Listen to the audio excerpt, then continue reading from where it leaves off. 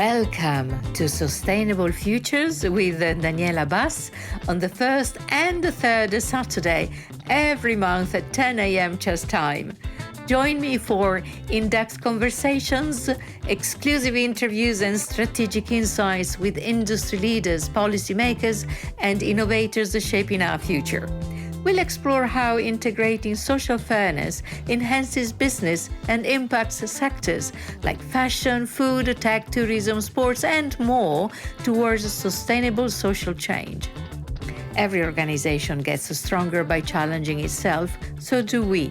I know it from my own life experience as a woman with a disability who understands the power of resilience, communication, and of thinking out of the box, and as a female executive leader at global level on social sustainability and inclusion. Be inspired, learn, and gain insights. Tune in, think different, and act with purpose. Good morning, good afternoon, good evening, in whichever part of the world you are. In his last position, he has been the CEO at CSM Collective, a global leader also in the ingredients industry. His preferred quote is, every company, every corporation, every organization should put at the forefront of its strategy planet health and humanity well-being and fairness. Who is this person? Well, I'm so very honored and thrilled to have today with us Aldo Uva. Hello, Aldo. Hello, Daniela. Hello to everybody.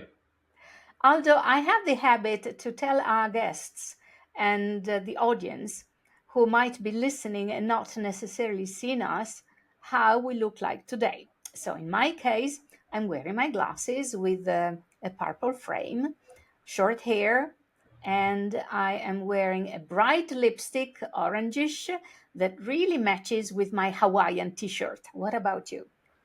So I'm having my glasses on my hand because seeing the age, I will need at a certain point probably to have it.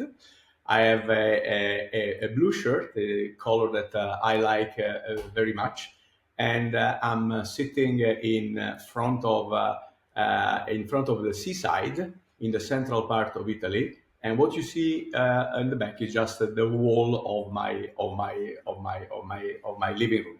So it's Italy after only few hours in Italy, but I'm happy to be here, looking at the sea and talking to you. Wonderful. Okay, Aldo, you have plenty of experience working in multinational companies in different fields, but I do know that one of the things you really believe in and you brought into all the multinational companies you worked with in very senior executive roles, and the last one as CEO, is innovation and sustainability. So here I have a question for you. Is that all right if I pop Oh it? yes, let's start. So tell me, what's the most game-changing innovation you have implemented to drive sustainability? And how did it reshape the business and its environmental impact? You said it well at the beginning when you quote a bit what is one of my strong belief. We need really, as a leaders, as a corporation, as a people that are living in this planet, really thrive to create an impact on for what we can do with the community that we lead to make sure that there is a better tomorrow. And when I say a better tomorrow, I say a sustainable tomorrow. And each of us should always understand how to link. In this case, I'm putting the hat as a leader of a corporation, as CEO of a company, in order to understand how can I use in the best way what we do in order not only to create value to the consumers. If you talk about food, for example, that is the field where I've been working the most in terms of great product that people can enjoy, but also how this food that you create can also be more and more respectful of the resources of the planet. So, in the past, you had very specific action that you were doing. So, for example, you were starting to work on few 10 years ago, 11 years ago, you started work on sugar reduction. How really we can reduce sugar to reduce the consumption of water that you need to have to really process sugar, and at the same time to have the right impact on the nutrition of the people. And everybody was going around sugar reduction. And then it came the whole discussion on fats, good fats, bad fats, how to balance it. And everybody was going on that area. So I said to myself, is this the right way to go? So should we start to take one theme only and try to go into the theme all the way down, or we should start to have a much more holistic approach? And this is so I can tell you a lot that has been done in the past in terms of sugar reduction and fat reduction. But what really I'm most proud of is when we linked 4 years ago our sustainability plan of CSM at CSM. I'm talking about my last experience at CSM Collective. Our sustainability plan that had three key pillars: people, planet, and product, and our innovation approach. Because when we start to talk about people, how can we really impact people in the people life? I'm talking a social impact. It was easier. I mean, I understand how to really contribute to the evolution of people from an educational point of view, trying to do projects that could have helped everybody to raise. When you talk about planet, is all about making sure that your factories are reducing water consumption, energy consumption. But the question came when you say product, what do we mean exactly? What do we mean really to create products that are more and more respectful of the planet, using less resources? And then we start to do a long list of things that we should have done. So products that should have respect the biodiversity, products that should have reduced the impact on bad metabolic approach on people. And then we have a long list. And then we said, okay, if we want to try to do this, why don't we do something very simple?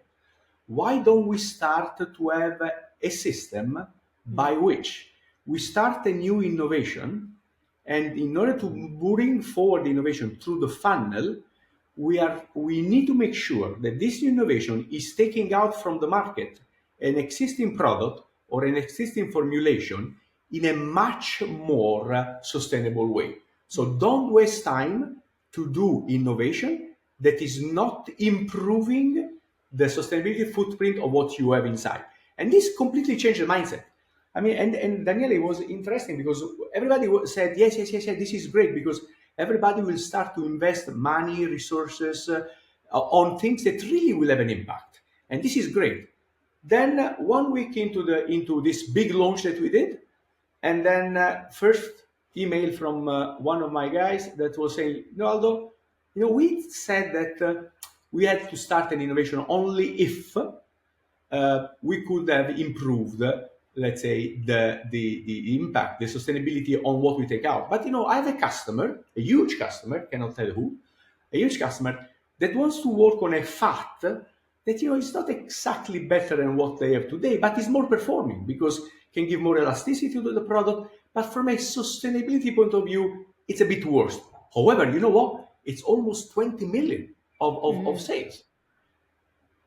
And then I said, okay, so what you do then? I said, of course we should do it.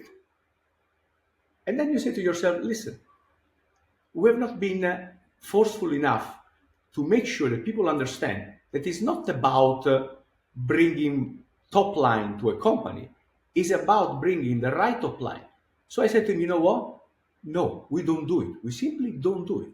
And if you explain why to your customer, because maybe he's not going to be aware of it, that by doing this, you are doing something wrong for the sustainability of the planet, then you will really understand. And guess what? We went back, we explained, and at the end, we were able to work on a project that was a bit longer, but at the end generate the same results, but with an innovation that was really impactful. So the point is not about one thing that you do, it's about one approach. And our approach in CSM today, in CSM Collective, I'm proud to say, is that all what is done is something that is taking out from the planet, from the product, things that are worse for the planet health. Aldo, this makes me think about packaging as well. So much plastic and else, and then we have to package somehow our products. If we're talking about food, for example, and you mentioned the environmental impact as well. So I'm imagining that you have been working on that issue in terms of innovative ways of doing packaging, right? Yeah. It's packaging it will be forever a big area of focus for everybody, because from one side, if you like, you need to understand that food needs packaging in order to preserve the organoleptic properties of the package itself, but not only, also for food safety, to avoid contamination. Exactly. And the way in which we've been working in the past is, regardless of what the package is, in terms of biodegradability, in terms of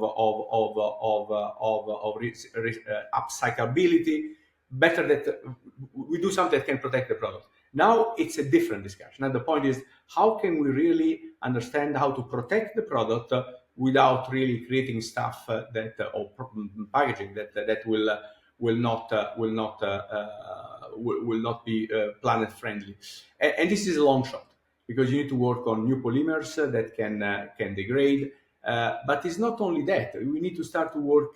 One of the most exciting projects I had when I was in Ferrero, one of my previous company, and we were starting to work with the MIT in Boston, and we were starting to understand how can really you reduce the packaging of a product, fresh product, that they go into areas where there is a huge heat, and instead of doing 3-4 foils around the product to make sure that the chocolate doesn't melt and the product doesn't be spoiled, instead of doing more packaging, can we use ingredients within the product itself that can absorb heat, and so preserve the quality of the product, and without really packaging. So everybody's starting to work, to tell you that everybody's starting to work in different ways.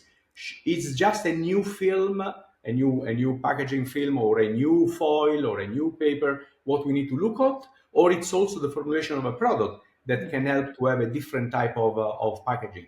It's a long journey, but I'm very happy that from different angles of the world, from big corporations to specialized companies, everybody is putting this at the forefront of its agenda. That is really something that it's very remarkable. If you look at 10 years ago, no one was looking at it. Today is becoming at the top of all the agenda of all the innovation. Well, Aldo, we want the chocolate to melt only in our mouth, right? Exactly, exactly. Otherwise there is no pleasure. Right, exactly. Okay, so listen, Aldo, then you spoke about bigger groups, corporations, and it means people and leading people in multicultural settings. So leading diverse teams can be very tricky. I experimented it myself. So what's your top strategy for turning cultural differences into a powerful asset rather than a challenge? It's this is something that I don't.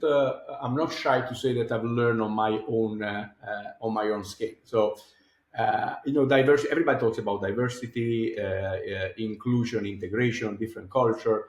I was the first one years and years ago to tell that, what, at the end, what makes a product unique is the blend of ingredients.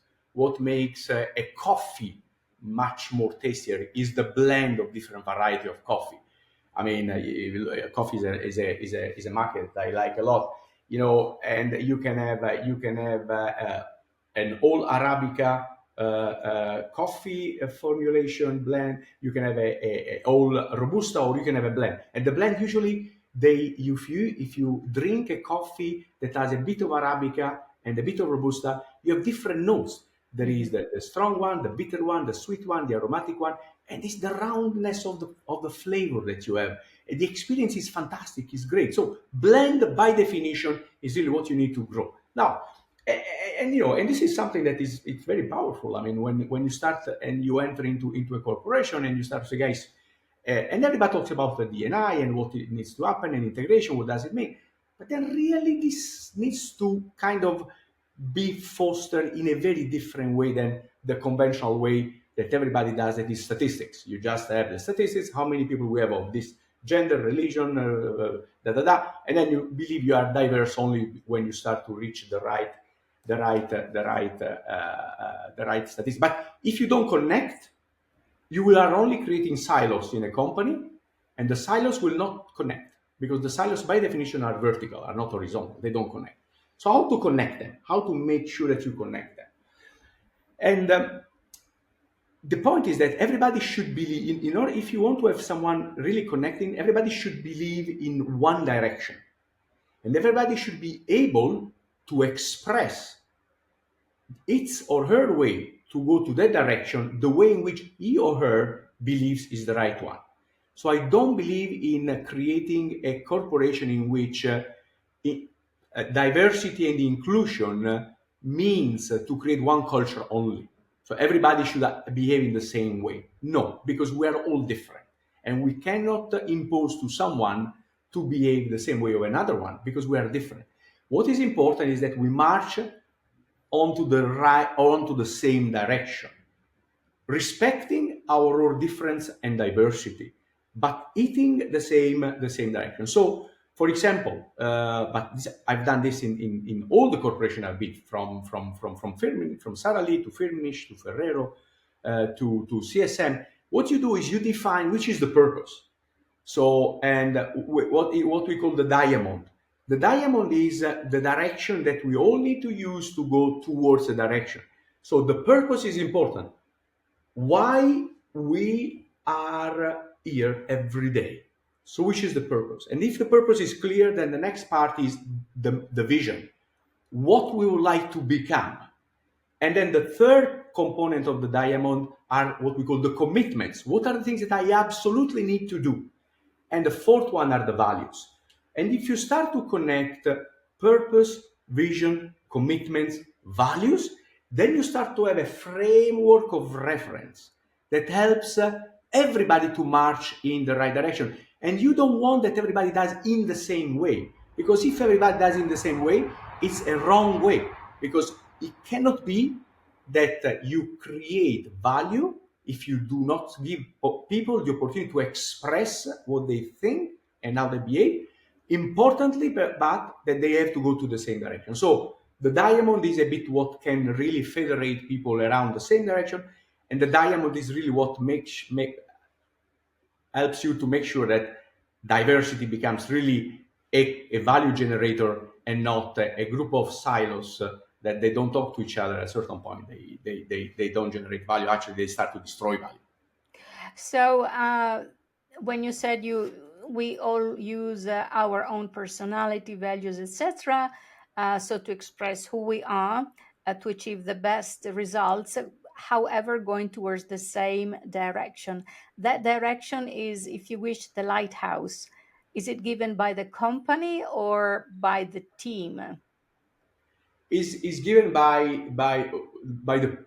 is what I said, the purpose is why we're here for. I mean, in let's say CSM Collective, or my last experience, and of course we said, and we do. CSM Collective is a company that does ingredients for food, for all the food that we eat, from bread to gelato to ice cream to fruit fillings, yogurt, everything. Okay, and then you say, okay, so what is the purpose that we have? And then you realize that the purpose that you have, and that is to create ingredients, combination of ingredients that can be enabler of the evolution of the food ecosystem, taking into account that when we evolve the food ecosystem should evolve by preserving planet health and humanity well-being. So at this point, the purpose is something that we all agree. Because if a group of people doesn't believe in the purpose, should not be in that group. So it's something that you don't dictate top down. It's something that you start. Of course, you cannot have, let's say, 2,500 people to create the purpose. You need to have, let's say, the leadership of the team that starts to craft it. But then you need to have the buy-in of everybody, because if people they don't buy into, then it's not work. And I usually say to my people, guys, if you don't believe that is the right purpose, if you is not what really you would like to do, I mean, world is full of companies. I mean, you don't need to work for us. So you need really to make sure that you work for us only if you are fully embedded in the purpose of the company. This is a great leadership style, Aldo, from my perspective, and wonderful way of letting teams breathe. Um, so, talking about now startups and young entrepreneurs, what's the single most crucial piece of advice you'd give to these young entrepreneurs who want to embed the social fairness into their startups from day one and in their teams? You know, I one of the things that I do for my own interest is really to support the evolution of startups. And what I should say is that if 10, 15 years ago, all the startups I was interacting with were startups that were much more technically driven, and I'm talking about food now, technically driven. So a new technology to discover taste modulators, a new discover. I mean, people that were there, and sustainability was even not a team at all. If I look at the evolution in the past 10 years, now I'm sitting with company. I'm advising, of course, free will. I mean, for free companies that they are starting with a sustainability target in mind to do innovation. So the beauty of these new generations is that they don't look at the profit immediately. They don't look at, let's say, a technology just for the sake of the technology, but they start from a problem that you have in order to evolve it and then to generate a solution. For example, I'm working now with a group of people in Italy, in my Italy, that is starting to try to understand how to give an answer to the shortage of cocoa. As you know, cocoa is it's a commodity that for 65% is grown in two countries of the world, Cote d'Ivoire and Ghana, and for the other 30% is split between Asia and Latin America. The more the cocoa demand drives up, the more there are issues, because people they starting to deforestate to create a new cocoa plantation, and this has an impact on the climate. So now the question is, okay, if I want to give to a consumer the same experience of cocoa into a cookie, into a praline, in everything, but without using cocoa, what I can do. And I'm advising, I'm helping these gentlemen that are using the byproduct of an existing commodity to create formulation that put in application, they give the same cocoa. So they didn't start with the idea of, wow, we can make a lot of money because the waste stream of this production is today waste. We can take it, we can make it chocolate-like, and so we can make a lot of money because the raw material practically comes from free. Mm-hmm. They started with the idea of how can we help the world, not or Ghana and Cote d'Ivoire, not to desertify more, because we can use other raw materials for it. I'm working with someone in Asia, in Singapore, that they are starting to understand how to reduce the impact on the global supply chain by having coffee varieties growing in areas where those coffee varieties cannot grow because of climate situation. So how can I have coffee Arabica variety that today are only in Colombia or only in Brazil, growing in other part of the world through a cell-based system? And the point was very simple: how we can avoid that coffee goes from Brazil to Europe, from Europe then roasted and blended and go to the US. Because a lot of these things, when we talk about naturality, Daniela, and we want to have natural ingredients in all the formulations, we always forget one thing, that in the moment in which you start to have raw material going from China to Europe, being processed, and going from Europe to the US with the finished product, you are having an impact on the planet that is even more. So what I'm saying, just to go back to your question, today the young entrepreneurs are already starting with a sustainability target in mind. Now, what is my advice to them? Never leave this direction. Don't start to barter this direction with quick and money, because if you do it, then you are negating completely the reason why you started something, and you will not see your idea, your breakthrough idea, truly fulfilling the initial target. Great advice. Now, you and I are senior leaders, if you wish. And sometimes senior leaders might be a little bit more, how can I say, might have the tendency to carry on what they have learned and what they believe in, and sometimes to adjust, to this new way of doing things might be difficult. However, there are also many senior leaders like you committed to sustainability in all its aspects, environmental, economic, social, and governance, of course, the internal policies of a company. So what's one disruptive action that we should take to genuinely make a difference beyond the usual practices, Aldo? Yeah. This brings me to 2014, when I was at Ferrero, and I realized that my team was a team diverse from a gender point of view, but from a generational point of view was very same boomers. I mean, like me. And the way in which we were talking about themes like planet health, humanity well-being, diversity, inclusion, is what the literature is talking about. Nothing dramatic. And I realized that we were having difficulties. We were talking the talk. We were not walking the talk. So an idea came, and I was very helped by the HR at the time that I had in Ferrero. And he said, you know what we should do?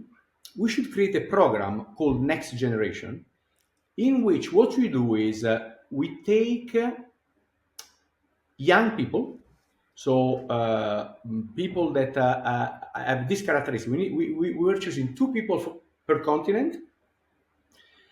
They should have been in the company not more than 3 years, and they should have been not really specialistic of one area, and they should have been with us for 2 years. We bring them only 2 years, and we were assigning each of them as a shadow for 2 years to one of our top leaders. Okay, so yeah, the top leader that was shadowed by a young gentleman or young lady that was assigned, of course, certain project within the area of responsibility. So guess what? Suddenly you start to see change in dynamics, because you start to see that a leader that was used to take decisions in a certain way, when he was kind of turning to the young person that was there, you could have seen that it was much more willing to understand what this young generation were thinking about, what he was doing, and the priorities, and few things changed. And suddenly you start to have, and by the way, these people were doing a turn, so they were going to each leader for 2 years, so 6 months, 6 months, 6 months, 6 months. So this was creating also within the top team also the understanding that there was a need of evolution. And this young generation are all bringing very strong human rights, planet health, agricultural wealth. They are very strong in it. I mean, something that they are grown up with. And not only we talk about the new generation, like the digital generation, they know how to use cell phone. Not only this, they have another chip in their mind that we don't have. That is the chip of sustainability at large. So by connecting let's say, people that were taking decisions with a shadow that was the kind of the new way consumer will talk in 3, 4, 5, 10 years, was creating the magic. My gosh, this is really disruptive. And talking about Yes. disruption, professional disruption, Aldo, what's one major industry convention you have challenged or broken to push for greater sustainability? And what was the fallout?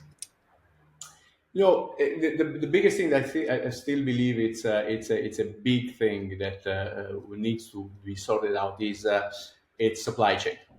When you talk about food, I'm talking about food, I'm talking about ingredients. Today, the ingredients are traveling too many miles to be transformed, and then when they are a product, they travel back too many miles, maybe even to the same location where the first ingredient came. Now, if you look at, I was talking about cocoa, almost 65% of cocoa into African countries. When the war between Ukraine and Russia, the situation between Ukraine and Russia evolved in this bad way in 2022, everybody started to see, wow, now suddenly we don't have sunflower any longer. Why? Because no one was ever thinking that 50% of the sunflower of Europe is done in Ukraine. No, suddenly. And when you start to think at this, you say, wait a second, wait a second, one second. But if 50% of one commodity, agricultural commodity, used for the full food in Europe is in one country only, it's not about supply chain, it's about the biodiversity of that country. Because a country, in order to start to produce sunflower for the full Europe, needs, of course, to have all the fields at sunflower. And then you start to say, wow, we are killing biodiversity.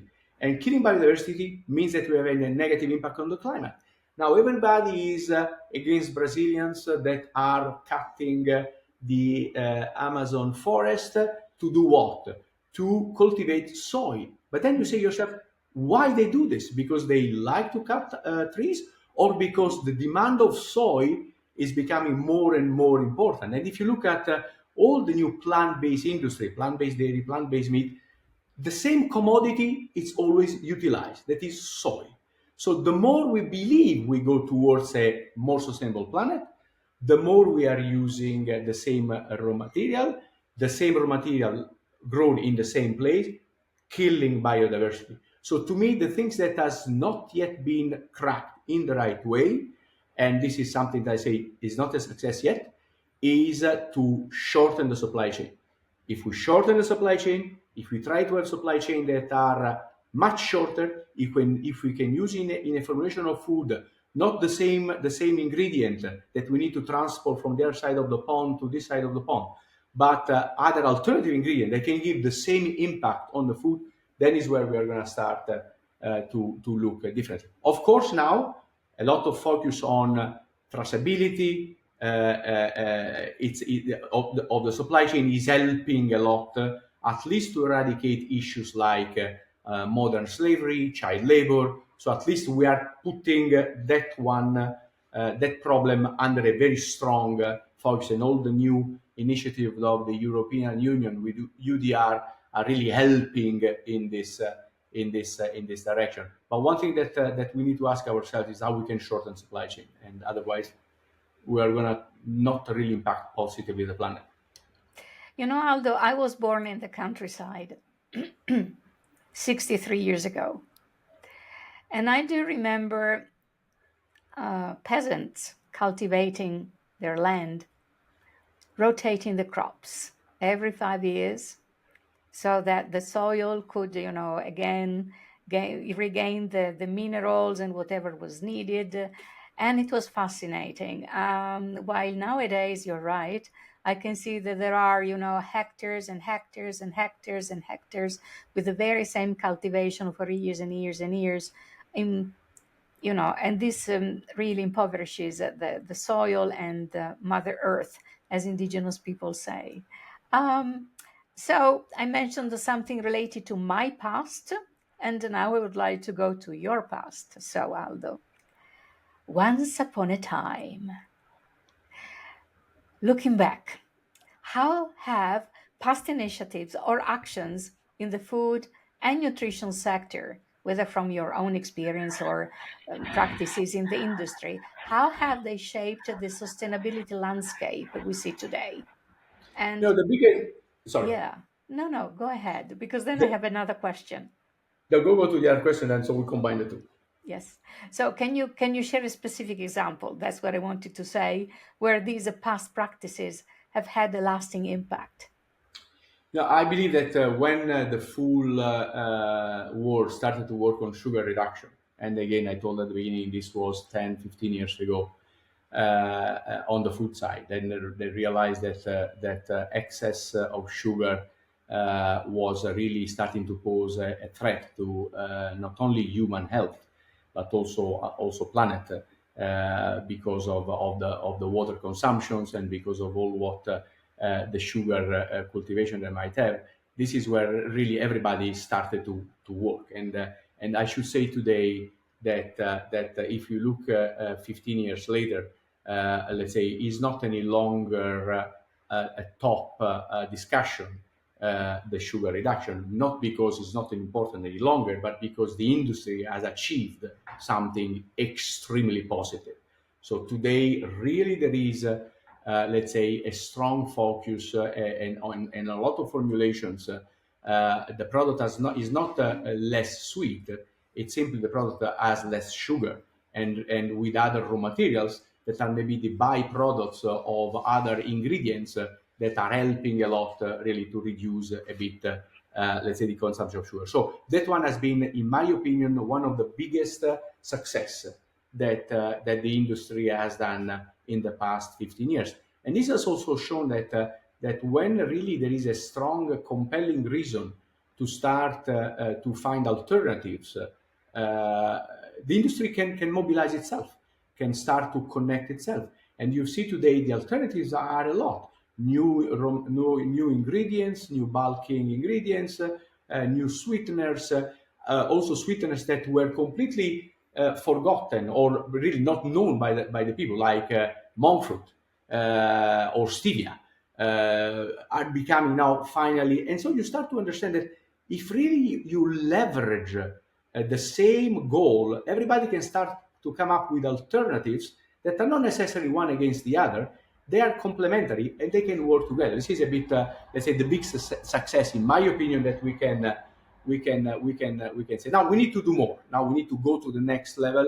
And there, what we said at the beginning of this conversation, if everybody, if every organization can start to work on innovation that can go to the market and that can be better than what we take out from the market step by step, we may really, let's say, go into, let's say, another big impact on the planet side, together with, as you said before, together with new innovation on packaging, new innovation on transportation, not only just ingredients and formulations.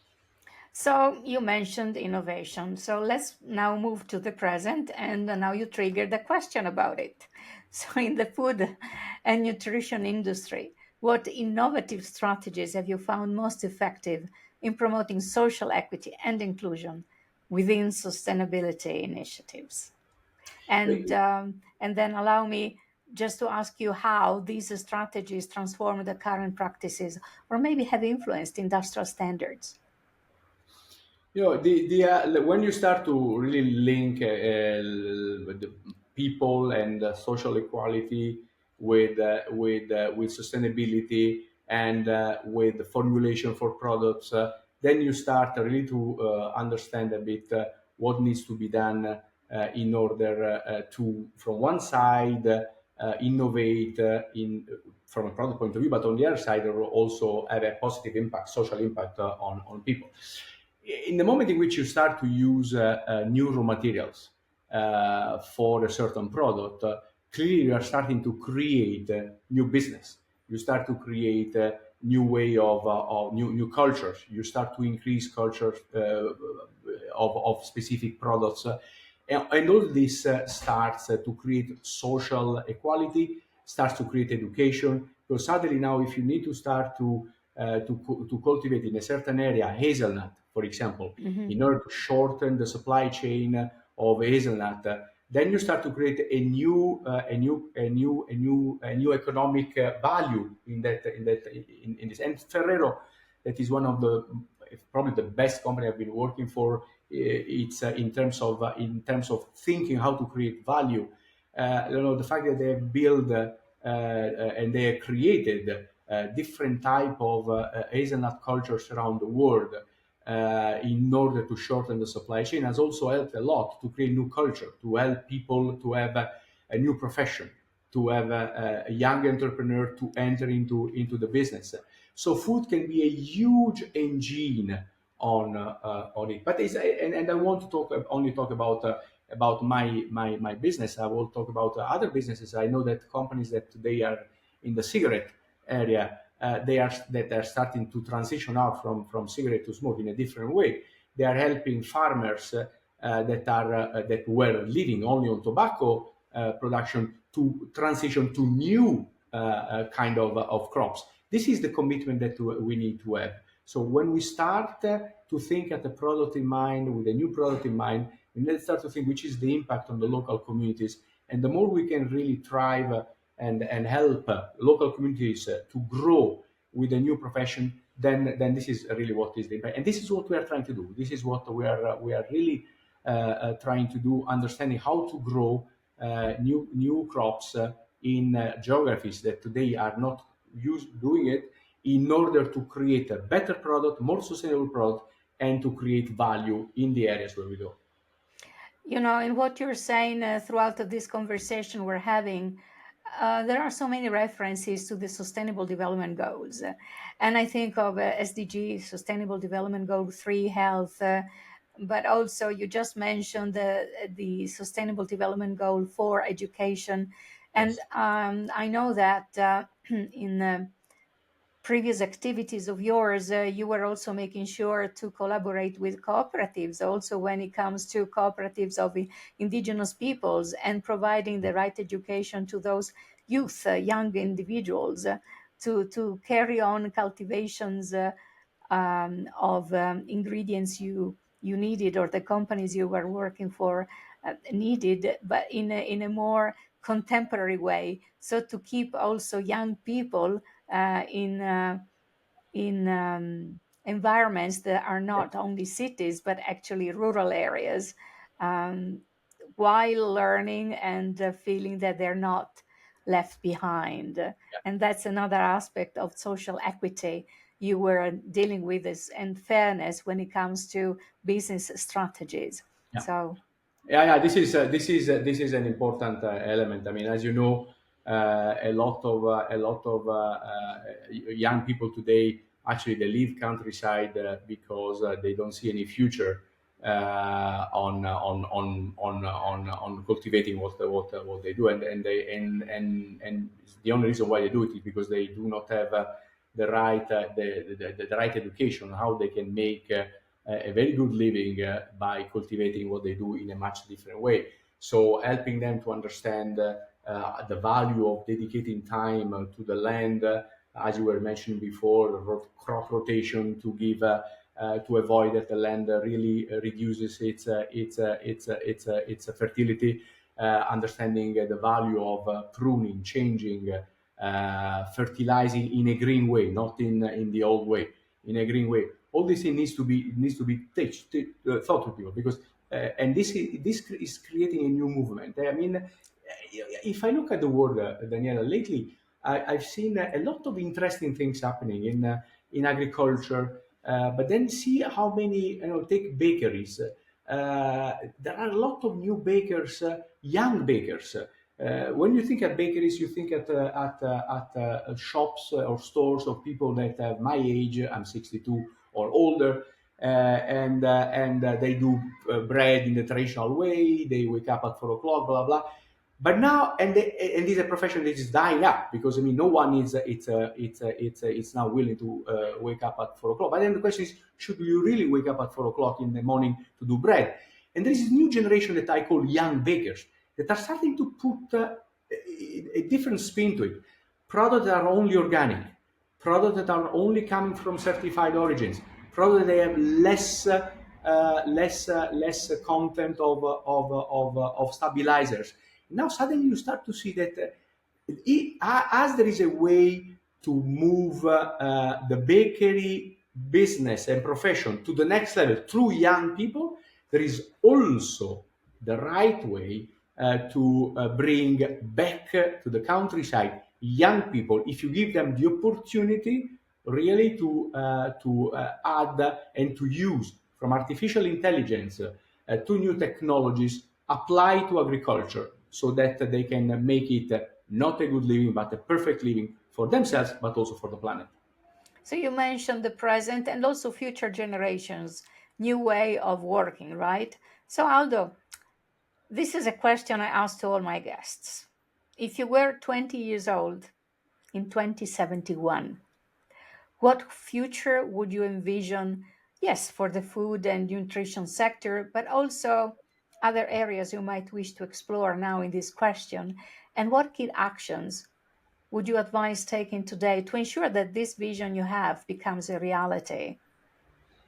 And any It's contributions you want to mention are welcome. So to drive that towards a sustainable future. it is a visionary question, like you are a visionary person, we are all working with the idea in mind that the product of the future should be a product with a clean label, so a product where only natural ingredients that can interact among themselves to the pleasure of the people. And to do this, we need to start to embrace new technologies, artificial intelligence, for example.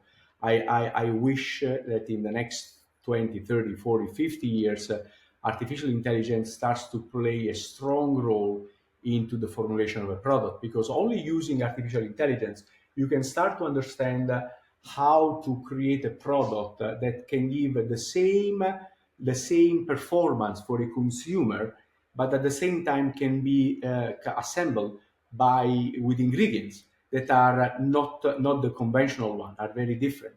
And artificial intelligence can help you to simulate what could you do if you want to reduce sugar, if you want to reduce salt, if you want to have different type of fat, different type of structure of fat. This can be done. Today, we do all this with trial and errors within the labs of the food companies. You have already used to do a certain product in a certain way. What happens if I reduce a bit of sugar? I try to do a test, a trial, and then I cannot do, and then I do another one, and then I do another one. While artificial intelligence can really help a lot to do it. So I believe that we need to start to embrace artificial intelligence and try to help the artificial intelligence not to change the product. And one of the people they're asking me, what kind of product do you see we're going to eat in 100 years? I always do the same thing. I show up a picture of an Italian family. I'm Italian, from the south of Italy. I'm from the south of Italy, 100 years ago, and having lunch. And on the desk, on the table, what you do, you see bread, pasta, water, wine. This is what you see. Now take a picture of a current family today in Italy having lunch or dinner, whatever, and on the table what you have, same thing: bread, pasta, wine. Now, which is the big difference? Is that 100 years ago, pasta was made at home by your mom, your grandmom, not to be, let's say, Gender unbalanced, gender, but that's how it was. this is how it was Yes, in the past. yes. And today, the pasta is done by Mr. or Mrs. Barilla or De Cecco or whoever, somewhere, and even you don't know. Technologies has helped to keep the same product, the same integrity, and embracing a new way of work. Now, technology should help us to go to the next level. How can we have bread done by using ingredients that maybe are growing locally? How we can have bread that can be much more natural? How we can have bread, and this can be done only if we use technology. So artificial intelligence today should really move ahead, because At the end, if you look at the future of food, it's a triangle. It is the interaction between technology, ingredients, and consumers. Consumers will interrogate technology to understand if they can or not eat that specific product with certain ingredients. Ingredients will use technologies to create products that the consumer like. This is going to be the triangle. And the more the biosensors, and now we enter in a different field, the more the biosensors will start to impact our life. Today, everybody has a watch that tells how many calories I'm burning, which is my secret. Tomorrow is going to be even more. Tomorrow I'm going to start to have patches or rings that are going to tell me if in this moment I am in a ketosis status or not. I'm burning now fats to generate energy. That means I need a bit more sugar, or I have a lot of sugar, so better to cut sugar. All this will help this type of evolution. So in the future, in 2017, in 2080, I see people really having biosensors that will tell them what to eat and how to eat. I see artificial intelligence helping the formulation of products using ingredients that are not traveling from one side to the pond to the other, always for the benefit of the consumer, because at the end, Daniela, food is not only nutrition, it's also pleasure. So It's yeah, if you pleasure. don't have pleasure eating something, then you can do all what you want. People will not. We will not eat it. So what you're saying is artificial intelligence and robotics are going to do the heavy lifting, but the final touch is always going to be human, right? Absolutely, absolutely. I mean, you can simulate with artificial in a formulation. You can simulate the degree of sweetness of a product, or the elasticity, or the texture. But the like or dislike, it's always human, and then this is always something that human will never be substituted by any robotics, by any artificial intelligence. Wow, Aldo, it's almost the end of our conversation. We have to wrap it up. So here I give you the choice. You have two ways to conclude this conversation. Either you ask yourself a question and you give yourself the answer, or you're going to share with me and the audience what's the next biggest step in your agenda after our conversation today. Which one would you like to pick up? The two things are very connected, because the question that I will ask myself is, have I done in my personal and professional life enough to impact positively the evolution of food and planet? And the answer will be no. For so many years, I've been only focused on doing what the old way of doing business was pushing me to do, and so I need to kind of catch up on this, because I don't have a lot of time. And that is connected to the second question, that is what I'm and what I'm trying to do, and I will keep doing. It is really to start to work into the direction of how to make food and how to make people thinking and doing food in a way that can be respectful for the planet health, the humanity well-being, and the inclusion. So, all in all, Aldo, what you're saying is, and I will say again how we started this conversation. Every company, every corporation, every organization should put at the forefront of its strategy planet health and humanity well-being and fairness. And I thank you so Yes. much for this message, because you shared it with not only as a top professional, but with the passion of a human being. Grazie tante, Aldo. Thank you so much. Thank you. Grazie Daniela, grazie a voi. Thank you. Thanks. Bye. Bye. As I wrap up this episode, my heartfelt gratitude to today's guest and to all of you. Join me for the next episode as we delve deeper with special guests, uncovering thought-provoking insights and actionable steps, paving the way for a brighter, inclusive, sustainable tomorrow. Thanks also to Damian Morton, music, and Maria Cortez Gagliano, social media. Don't miss out next episode on shaping the future we aspire to. Ciao, ciao!